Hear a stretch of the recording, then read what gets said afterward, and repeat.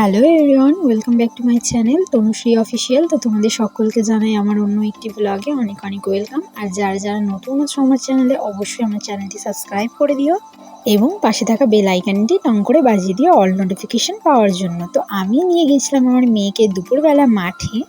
ও বাড়িতে অনেকটাই কান্না করছিল যে মা বাইয়ে বাইয়ে মানে বাইরে যাবে।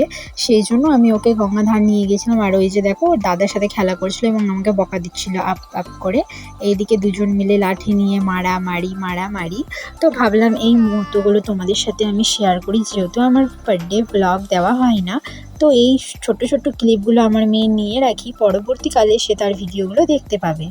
এখানে আমার মেয়ে ওর দাদার সাথে খেলা করছে, আর এইখানে গরু দেখেছে বলে খুব জোরে জোরে চিৎকার করছিল, হাম্মা হাম্মা বলার। এই যে ওর দাদা ওকে যা বদমাশি আর জ্বালাতন করছে কি বলবো, বলার কথা নেই। এরপরে যে দেখো, এইটা হচ্ছে আমাদের মাঠ। এখানে সবাই টোটো নিয়ে দাঁড়িয়ে থাকে, টোটো স্ট্যান্ডও বলতে পারো।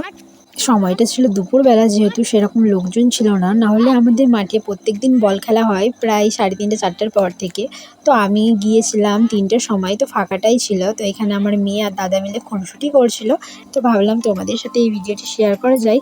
সেই সময় ওর ঠাম্মা ছিল, তো ঠাম্মার সাথে ওই অনেক দূরে চলে গিয়েছে। তো যাই হোক, আমি জুম করে দেখানোর চেষ্টা করছি, এটা কিন্তু অনেকটাই দূরে প্রায়।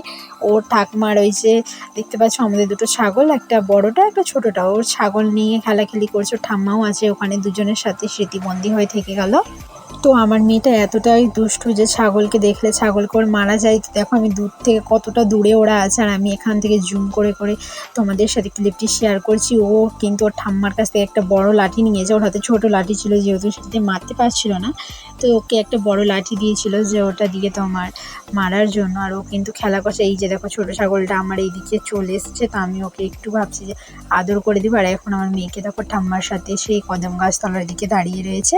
আর এটা হচ্ছে আমাদের লক্ষ্মী, এর নাম হলো লক্ষ্মী। তো লক্ষ্মী আমার কাছে চলে এসেছে, তো ওকে আমি ডাকছি আই আই করে।